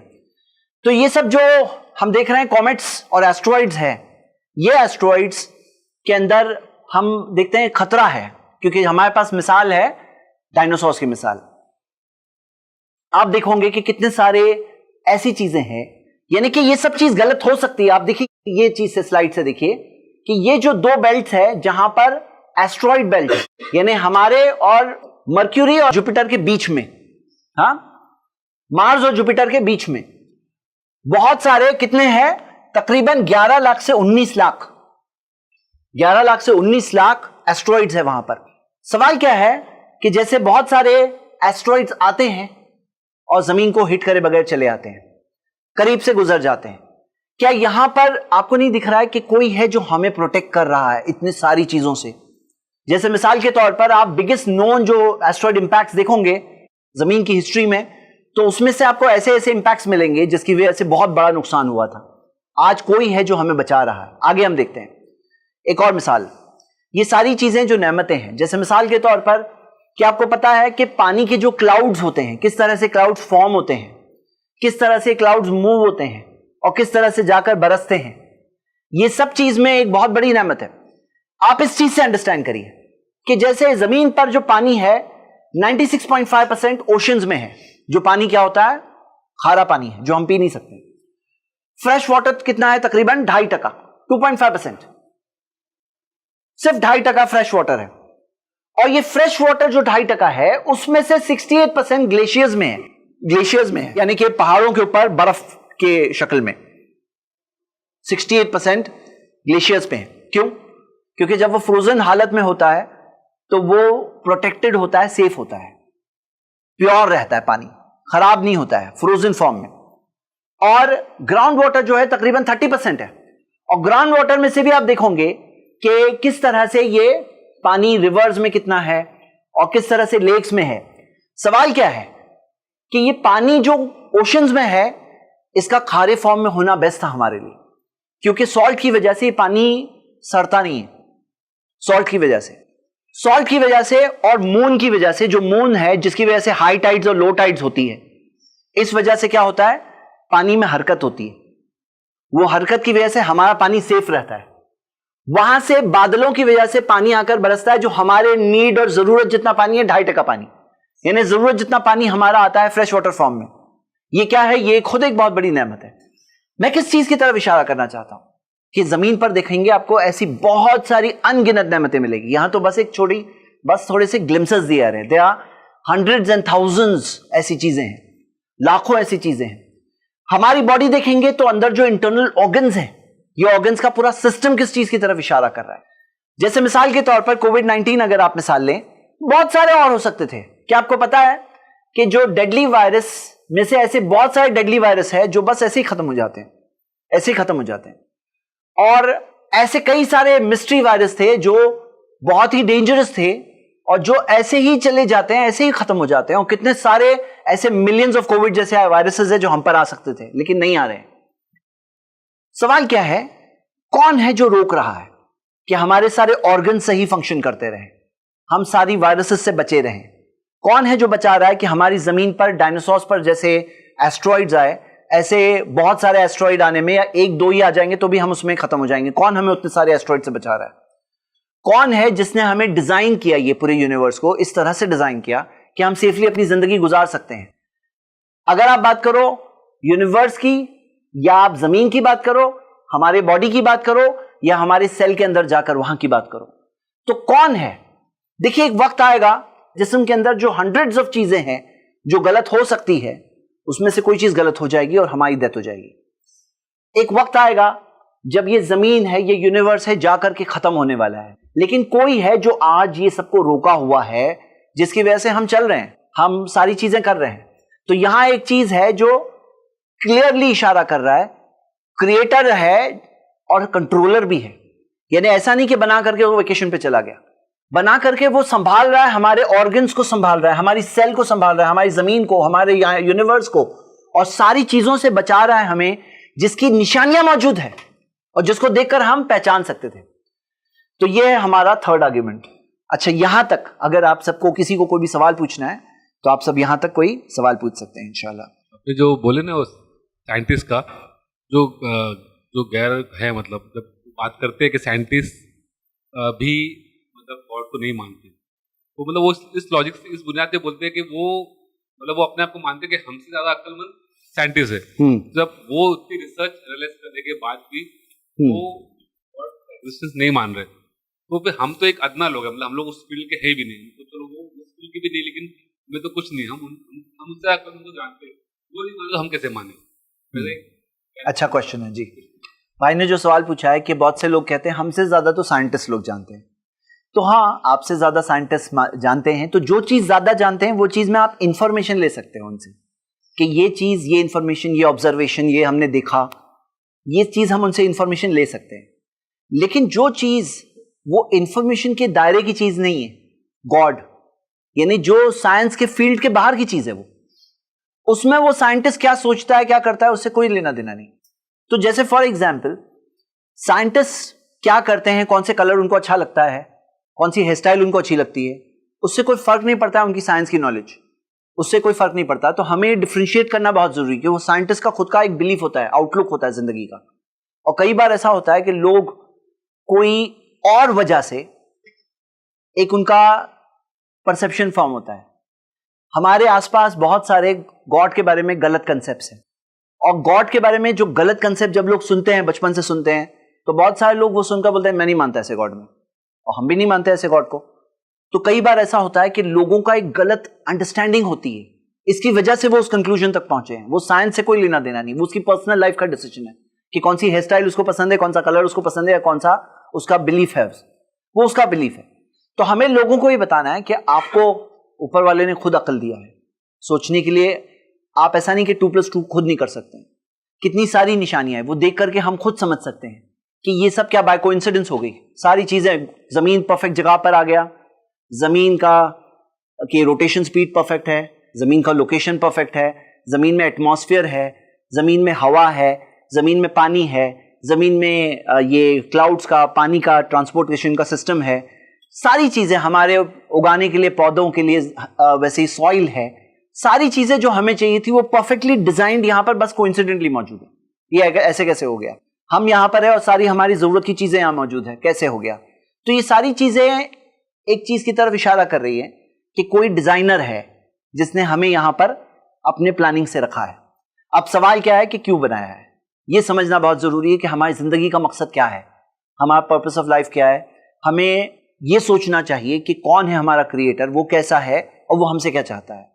यानी ये एक समझदार इंसान को जरूर सोचना चाहिए। अगर कोई स्विच ऑफ करने के लिए बहाना देता है तो हाँ दे सकता है बहाना, लेकिन उससे रियलिटी बदलती नहीं है। कि कोई अगर एक फेक बहाना दे रहा है उससे अब सिर्फ अपने आप को बेवकूफ बना रहा है, उससे रियलिटी नहीं बदल जाएगी। जैसे कोई इंसान अगर आंखें बंद कर दे, कहे कि शेर सामने आ रहा है बट मुझे तो नहीं दिख रहा है, उससे गायब नहीं हो जाएगा। जो रियलिटी है वो तो सामने है। और समझदार इंसान वो है जो सारी चीजों को देखकर पहचाने कि कहाँ है वो, क्या कर रहा है, आगे क्या होने वाला है उसके साथ, उस चीज को पहचान कर उसकी तैयारी करे, वो समझदार इंसान है। ज़ैद भाई अस्सलाम वालेकुम, आपने बोला कि साइंटिस्ट का ये डोमेन नहीं है रिलीजन, तो जो कुरान में कहा है कि अल्लाह ताला फरमाते हैं कि उनसे पूछो जो जानकार है, तो उसमें हम साइंटिस्ट से पूछ सकते हैं वो वर्सेस के बारे में जो साइंस के बारे में बात कर रही है, या हम साइंटिस्ट को छोड़ के स्कॉलर्स से पूछेंगे? नहीं, जो साइंस के ताल्लुक से बात कर रहे हैं वो साइंटिस्ट से हम पूछ सकते हैं, उसकी इंफॉर्मेशन पूछ सकते हैं। जैसे मिसाल के तौर पे हम डॉक्टर के पास जाते हैं, मेडिसिन की बात पूछेंगे, उससे बिल्डिंग कंस्ट्रक्शन के बारे में डिटेल्स नहीं लेंगे। जो जिस फील्ड का एक्सपर्ट है उससे उसके फील्ड की इंफॉर्मेशन लेंगे। तो साइंटिस्ट से हम उनके फील्ड की इंफॉर्मेशन ले सकते हैं, लेकिन उससे कई बार 2+2 जो करना है वो स्कॉलर्स हो सकता है करेंगे, जो उस अंडरस्टैंडिंग से चीजें सामने लाकर जो बातें, रियलिटीज ऑफ लाइफ लोगों के सामने रखना, जो हो सकता है कई सारे स्कॉलर्स जो आउटलुक ऑफ लाइफ, जिंदगी का मकसद, इस चीज के ताल्लुक से उनके पास ज्यादा नॉलेज है, वो बेटर गाइड करेंगे। ये जो हम जिस पे आपने जो रिसर्च रियलाइज की है वो भी सब क्रिश्चियन साइंटिस्ट लग रहे हैं, बराबर जी। तो ये बेस तो हम उन्हीं के बेस उठा रहे हैं, उनके बेस से हम मान के चल रहे हैं कि अर्थ से जुपिटर का इतना कैलकुलेशन है, इतना डिस्टेंस है, और ये सारी चीजें हम उनकी बात को आगे लेके फॉरवर्ड कर रहे हैं, राइट। तो इसमें हमारे पास कोई मुस्लिम साइंटिस्ट ऐसा नहीं है कि मतलब जो इनको मतलब काउंटर करके और कुरान के साथ एनालाइज करके आपने किया वो चीज मतलब साइंटिस्ट नहीं रख पा रहे हैं। मतलब हमको इन्हीं की बात को लेके इनकी कुछ बातों को हम एक्सेप्ट नहीं कर रहे और कुछ बातों को डिनाई कर रहे हैं। ये तो एक बहुत बड़ा हमारे लिए एक काउंटर और चैलेंज नहीं। इसके अंदर अगर आप देखोगे तो जैसे मिसाल के तौर पे क्रिश्चियन साइंटिस्ट जो आपने कहा ना, नॉट नेसेसरी, हो सकता है उसमें एथियस्टिक साइंटिस्ट हो सकता है, क्रिश्चियन साइंटिस्ट है, हो सकता है कोई और मजहब के हो। बट मेन सवाल है कि मुस्लिम साइंटिस्ट तो हाँ, एक जमाना था जिसके अंदर हम देखते हैं कि साइंस जो आजकल का साइंस है, जो मॉडर्न साइंस स्टार्ट हुआ, उसकी बुनियादें मुस्लिम साइंटिस्ट ने दिया। क्योंकि जो पूरा पीरियड था जो डार्क एजेस समझा जाता था, वो पीरियड में मुस्लिम साइंटिस्ट हर फील्ड में एडवांस थे, और ये चीज डॉक्यूमेंटेड है, साबित शुदा है। और आपको कई सारे मुस्लिम साइंटिस्ट के नाम मिलते हैं, वो भी उस पीरियड के जहां पर साइंस, जो मॉडर्न साइंस की फाउंडेशंस दी जा रही थी, मिल रही थी। तो हम देखते हैं फाउंडेशंस कहां से आया, मुस्लिम साइंटिस्ट से आया। अब सवाल क्या है कि आज हमें वैसे बड़े नेम्स क्यों नहीं मिलते हैं? तो जितना एक शख्स दीन के करीब आएगा, इस्लाम के करीब आएगा, उसको दुनिया की भी चीजें मिलेगी, आखिरत की भी चीजें मिलेगी। और यही रियलिटी है। जहां मुस्लिम्स अपने ईमान में कमजोर है, अपने अमल में कमजोर है, अपने इस्लाम की नॉलेज में कमजोर है, तौहीद में कमजोर है, प्रॉफेट मोहम्मद सल्लल्लाहु अलैहि वसल्लम की इत्तिबा पैरवी करने में कमजोर है, तो वहां पे दुनियावी तौर पे भी उनको जो सारे साइड बेनिफिट्स मिल रहे थे, वो बेनिफिट्स भी मिलना बंद हो गए। तो वो मिलेंगे फिर एक बार, अगर मुस्लिम्स दीन के करीब होंगे, दीन को स्टडी करेंगे, नॉलेज हासिल करेंगे, तो फिर से वो सारे बेनिफिट्स मिलेंगे। लेकिन ये सही और गलत के जजमेंट का क्राइटेरिया नहीं होना चाहिए, क्योंकि यहां पर जो रियलिटीज ऑफ लाइफ है कि भाई फाइनली ट्यून कॉन्स्टेंट्स, आप बोलो अंधेरे में चांसिज्म मानोगे या क्रिएशनिज्म को मानोगे। या तो कोई कहेगा मैं चांस को मानता हूं, या तो कहेगा कि कोई क्रिएटर है जिसने बनाया। दो में से एक चीज मानना है। कोई थर्ड ऑप्शन है? कोई थर्ड ऑप्शन वहां पे नहीं है। तो यहां पर क्या है मामला कि एक इंसान के सामने कुछ बहुत ही लॉजिकल चॉइसेस है, और वो लॉजिकल चॉइसेस के टाइम पर कुछ लोग एक एस्केप रूट लेते हैं, एक बहुत ही लेम एक्सक्यूज लेते हैं, एक बहुत ही वीक एक्सक्यूज लेते हैं और बताते हैं कि ये चीज मैं इस वजह से नहीं मानूंगा तो ये वैलिड नहीं होगा। हाँ, इसमें रिट्रोस्पेक्शन हो सकता है कि मुस्लिम साइंटिस्ट को और आगे बढ़ना चाहिए, और आज भी आप देखोगे कितनी सारी चीजें, जैसे मैंने फर्स्ट जो आर्ग्यूमेंट बताया, क्रिश्चियन साइंटिस्ट, क्रिश्चियन फिलोसफर्स भी हमारे उस आर्ग्यूमेंट को देते हैं, जिसे कलाम कॉस्मोलॉजिकल आर्ग्यूमेंट भी कहा जाता है। तो कलाम कॉस्मोलॉजिकल आर्ग्यूमेंट मुस्लिम्स ने पुट फॉरवर्ड किया था, जो क्रिश्चियंस ने मुस्लिम्स बुक्स से वो लिए और आज अपनी ऑडियंसेस को वो चीज लेकर साबित करने की कोशिश कर रहे हैं। तो हमें और उनमें फर्क ये है ना कि कभी कभार मैंने देखा है कि कुछ लोग गॉड को प्रूव करने के लिए कुछ ऐसी चीजें बताने की कोशिश करते हैं जो खुद रॉन्ग है। तो हम सिलेक्टिव हैं कि हम जो प्रूफ्स प्रेजेंट करेंगे सिर्फ वैलिड प्रूफ्स को प्रेजेंट करेंगे, क्योंकि रियलिटी है, उसको कोई फेक चीज की कोई जरूरत नहीं होती है साबित करने के लिए। जी अस्सलाम वालेकुम। जी, मैं ये कहना चाह रहा था कि जिस तरह से साइंस को as a proof of belief बनाया जाता है साइंटिस्ट के बेसिस पर, तो आर्ग्यूमेंट एक निकलता है एक पॉइंट का कि साइंटिस्ट खुद किसी पॉइंट पर कभी भी फिक्स्ड स्टेबल नहीं रहते। जैसे कि अगर कोई थ्योरी कोई साइंटिस्ट प्रूफ करता है, से हम मेंडलिज्म की बात करते हैं, तो 1900 के आसपास मेंडलिज्म प्रूफ हुआ, लेकिन उसी कुछ 15 ईयर्स के बाद में न्यू मेंडलिज्म आ गया, तो साइंस ने मेंडलिज्म को छोड़ा, न्यू मेंडलिज्म को पकड़ा। तो अगर कोई ये कहे कि साइंटिस्ट बेस्ड हैं गॉड को प्रूफ करने के लिए, तो खुद तो अपने आप में एक बेसिक स्टेबिलिटी नहीं रखते कि भाई वो खुद कीप्स ऑन चेंजिंग। जो खुद चेंज हो रहा है, अपना व्यूज बदल रहा है, अपनी थ्योरीज बदल रही है, अपने हाइपोथेसिस बदल रहे हैं, उसको हम किस तरह से गॉड को प्रूफ करने के लिए अपना बेसिक प्रूफ और बर्डन मानते हैं? हम नहीं मान सकते उसको। ये एक पॉइंट मैं कहना चाह रहा था। देखिए, यहां पर हम किस चीज को साइंस से ले रहे हैं और किस चीज को नहीं ले रहे हैं।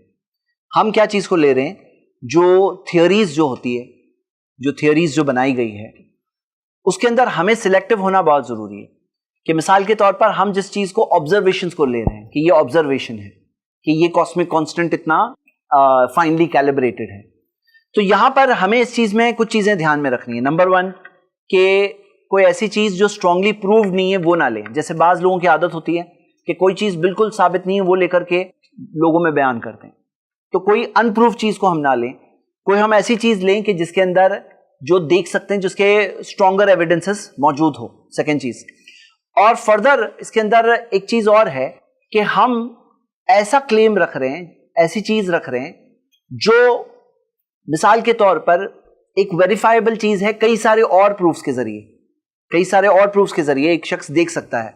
मतलब इसमें सिलेक्टिव होना बहुत जरूरी है कि कोई चीज होती है जो फार फेच थियरीज होती है, और फार फेच थियरी से ज्यादा कुछ चीजें होती है सिर्फ सोशल मीडिया पे होती है, मतलब साइंटिफिक जो प्योर साइंस वाली जगहों पर नहीं भी होती है।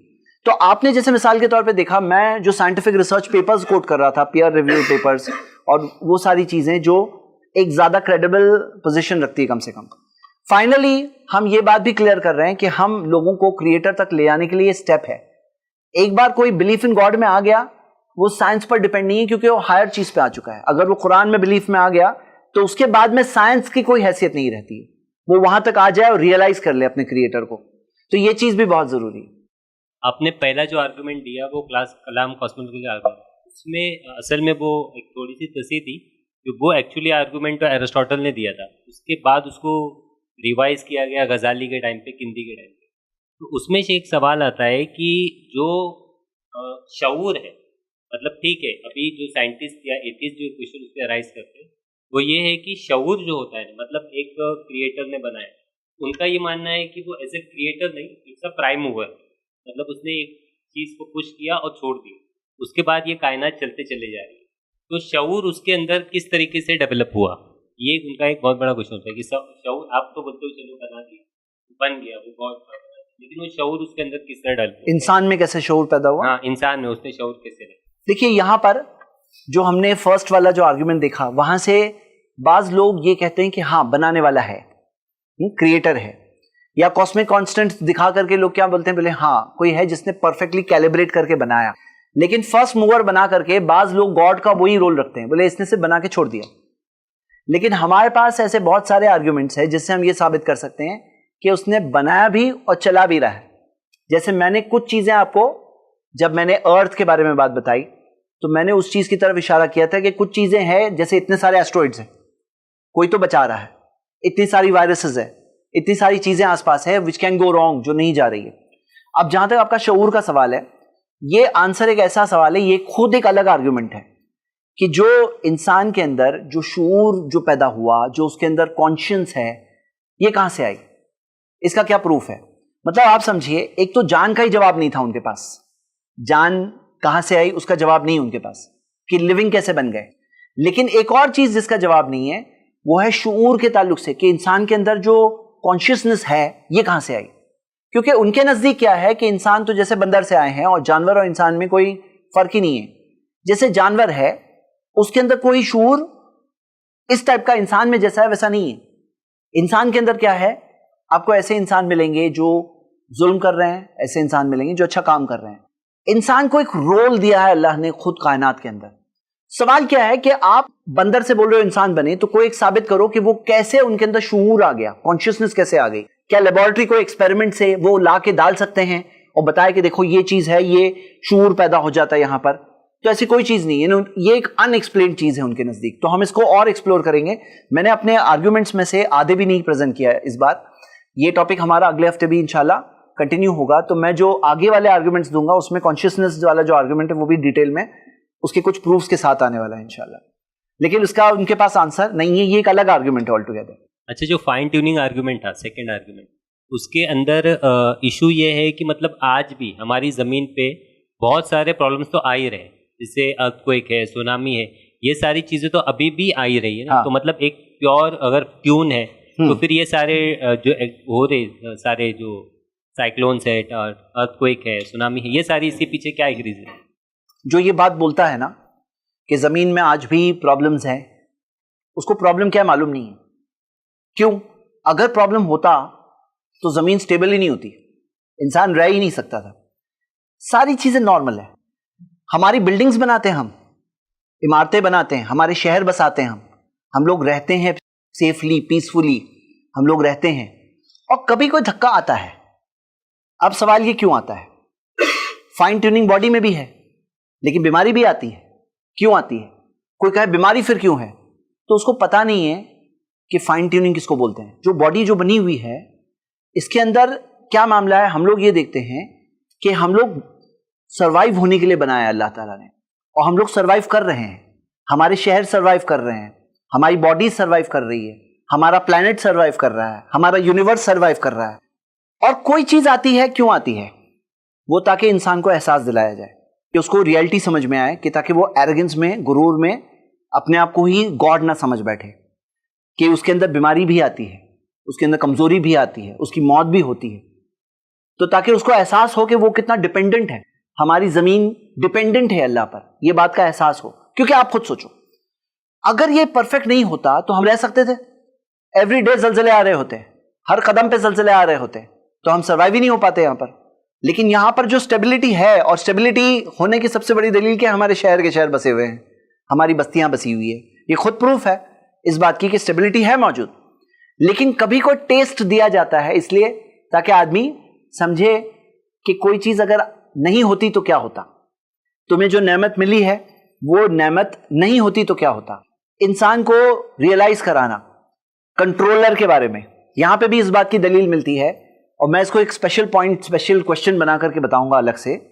क्या चीज की दलील मिलती है? जो कहते हैं ना सिर्फ गॉड ने बनाया छोड़ दिया, तो कंट्रोलर की बातें आपको यहां भी दिखती है कि कोई कंट्रोलर ऐसे थाउजेंड्स ऑफ अर्थक्वेक्स को आने से रोक रहा है। एक कोविड-19 आया, ऐसे लाखों और वायरसेस आ सकते थे, कोई है जो रोका हुआ है। हाँ, तो यानी ये कंट्रोलर के उल्टा दलील है। उल्टा ये सब जो आउट ऑफ द ऑर्डिनरी चीज होती है, जो हम इसको बोलते हैं ना आउट ऑफ द ऑर्डिनरी, क्यों बोल रहे हैं? ऑर्डिनरीली जलजले नहीं आ रहे होते हैं, ऑर्डिनरीली जमीन घूम रही है बगैर जलजले के, ये ऑर्डिनरी है। वो आउट ऑफ द ऑर्डिनरी है। जो आउट ऑफ द ऑर्डिनरी चीज होती है वो खुद दलील है गॉड के कंट्रोल की, अमंग द मेनी एविडेंसेस।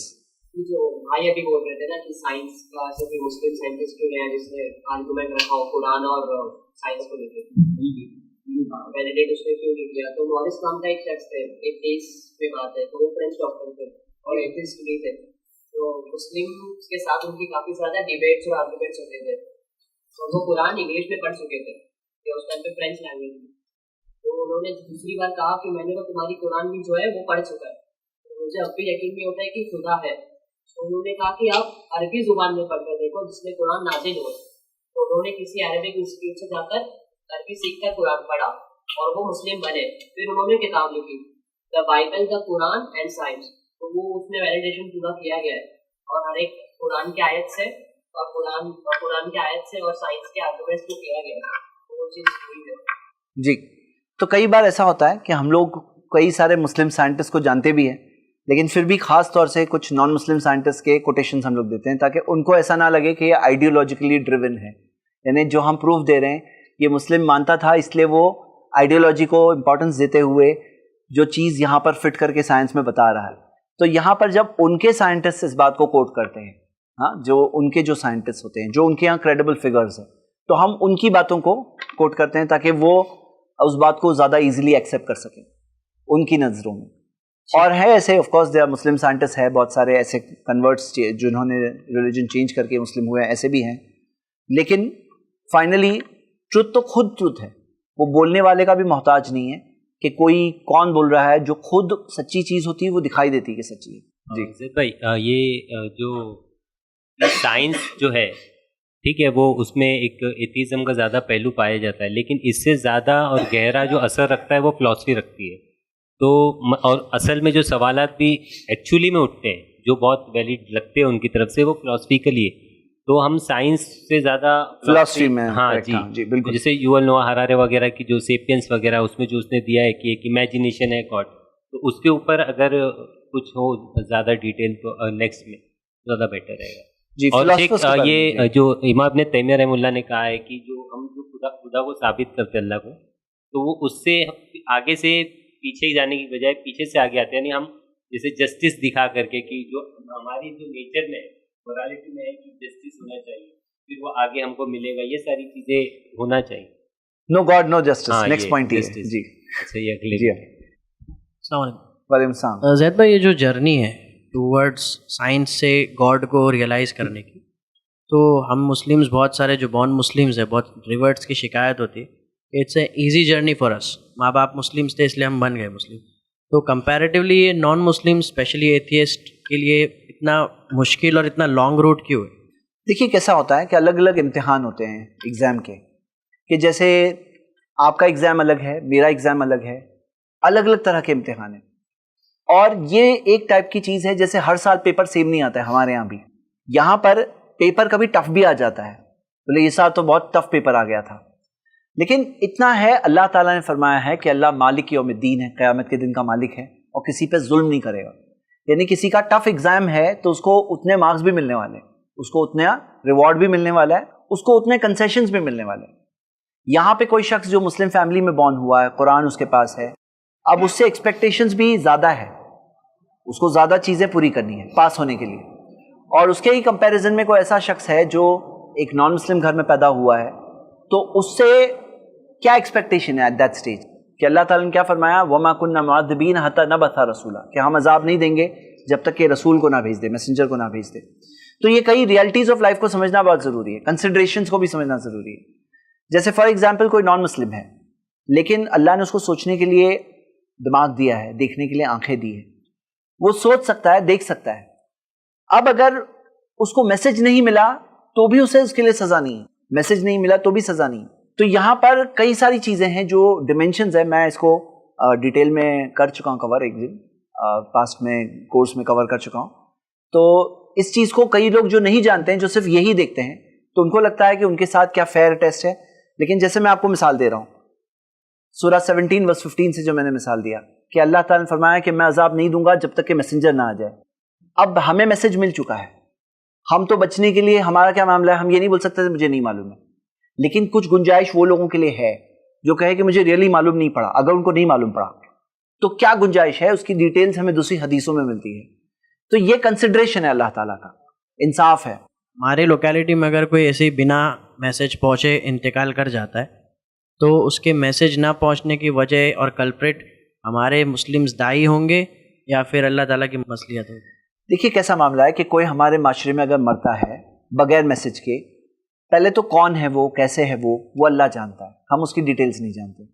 क्योंकि बहुत सारे लोग इस्लाम के बारे में जानते हैं लेकिन एक ऐसा मजहब वो सुने होते हैं जिसमें ये सुनते हैं वो लोग कि औरतों पे बहुत जुल्म सिखाया जाता है और ह्यूमन राइट्स नहीं सिखाए जाते। ऐसे बहुत सारी गलतफहमियां इस्लाम के ताल्लुक से, तो वो रियल इस्लाम को नहीं जानते हैं। जो इस्लाम को भी जानते हैं वो बहुत सारे लोग मोहम्मद सल्लल्लाहु अलैहि वसल्लम जो रहमतुल लिल आलमीन है उनको नहीं जानते हैं, कुरान को नहीं जानते हैं, वो रियल इस्लाम का मैसेज नहीं जानते, क्योंकि हम मीडिया से एक्सपेक्ट नहीं करते हैं कि वो प्योर मैसेज ऑफ इस्लाम पूरी ब्यूटी में कन्वे करेगा। अब कौन जिम्मेदार है, जो आपने कहा वो अल्लाह जानता है कि कौन जिम्मेदार है। मुस्लिम्स जो नहीं पहुंचाएंगे उनके ऊपर तो जिम्मेदारी है ही, उनके ऊपर क्या मामला है, क़यामत के दिन अल्लाह को क्या जवाब देंगे एज एन उम्मत के तौर पर कि हमने क्यों नहीं मैसेज पहुंचाया, हमने क्यों उस मैसेज को छुपाया, वो एक जिम्मेदारी तो है ही, इसमें कोई शक नहीं। लेकिन उसके साथ क्या मामला होगा वो भी हम नहीं जानते, क्योंकि हो सकता है बाहर से हम देख रहे हैं कि इसको नहीं मालूम है, लेकिन हो सकता है उसको अंदर से मालूम है, हो सकता है उसको क्लियर निशानियां दिख चुकी थी, या कोई है जिसे हमें ऐसा लग रहा है अरे इसको तो पता ही होगा और उसको इन रियलिटी कुछ नहीं मालूम। तो अल्लाह जानता है, हम नहीं जानते। वो फेयर जजमेंट करेगा सबके साथ, किसी पे जुल्म नहीं करेगा। यानी जिसका फैसला जो होगा, कोई ये नहीं बोलने वाला है अल्लाह मुझ पे जुल्म हो रहा है। सबको पता होगा कि I am getting what I deserve, यानी जो उसको मिल रहा है आखिरत में वो वही मिलने वाला है जिस चीज के वो लायक है। और कोई सवाल किसी का, कोई सजेशन? ये इतना सिंपल लॉजिक है जैद भाई, ये बिलीवर का लॉजिक जो है एकदम सिंपल है, और ऑन कॉन्ट्रारी एथियस्ट का जो लॉजिक है इट्स वेरी कॉम्प्लेक्स। तो ये अभी जैसे परसेंटेज वाइज भी साइंटिस्ट की परसेंटेज 51% है, मतलब जो बिलीवर है at any time in majority है। अभी हाल ही में मैं आर्टिफिशियल इंटेलिजेंस जो भी टूल्स है चैट जीपीटी एंड ऑल, उससे मैं जो क्वेश्चंस पूछ रहा था कॉन्सेप्ट ऑफ गॉड के बारे में, तो जो रिप्लाईज आए वो भी बिलीवर्स पॉइंट ऑफ व्यू से ही आए, एथियस्ट पॉइंट ऑफ व्यू से नहीं आए।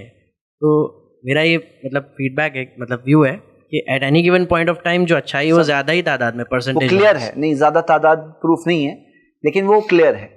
जो कोई भी चीज़ देख सकता है, कोई भी इंसान देख सकता है कि अच्छाई क्लियर होती है, सही हक बात क्लियर होती है। चलिए लास्ट सवाल हमारा आज का, ठीक है। तो अल्हम्दुलिल्लाह एक अच्छा सेशन हुआ अल्लाह के एहसान से, हमने आज कई सारे प्रूफ्स कवर किए। अगले हफ्ते हम इसके और प्रूफ्स इंशाल्लाह कवर करेंगे। अगर आप किसी ऐसे शख्स को जानते हो जो इस नेमत, ये नेमत उसके पास नहीं है, बिलीफ की नेमत, ईमान की नेमत, तो आप ऐसे शख्स को इस सेशन में ला सकते हैं। हो सकता है किसी को अपना कन्फ्यूजन दूर करने का मौका मिलेगा, और हो सकता है कि कोई शख्स को अपने सवालों के जवाब मिलेंगे। ये भी है कि फैसिलिटी हमारे पास ये भी है कि सेशन ख़त्म होने के बाद कोई अगर ऐसा शख्स है जिसको कोई चीज़ कंफ्यूजिंग लग रही है, मैं पर्सनली उसके साथ इस सेशन के बाद में बैठ सकता हूँ। तो ये भी एक फैसिलिटी हमारे पास है, तो आप लोग इंशाल्लाह इसको यूज़ कर सकते हैं। और अगर अभी भी ऐसा कोई है भाई जिसको कोई सवाल अगर पर्सनली पूछना है तो प्रोग्राम ख़त्म होने के बाद इंशाल्लाह पूछ सकते हैं। चलिए तो यहीं पर हम आज के इस प्रोग्राम को ख़त्म करते हैं। वाखिर दावाना अनिल हम्दुलिल्लाहि रब्बिल आलमीन, वस्सलामु अलैकुम।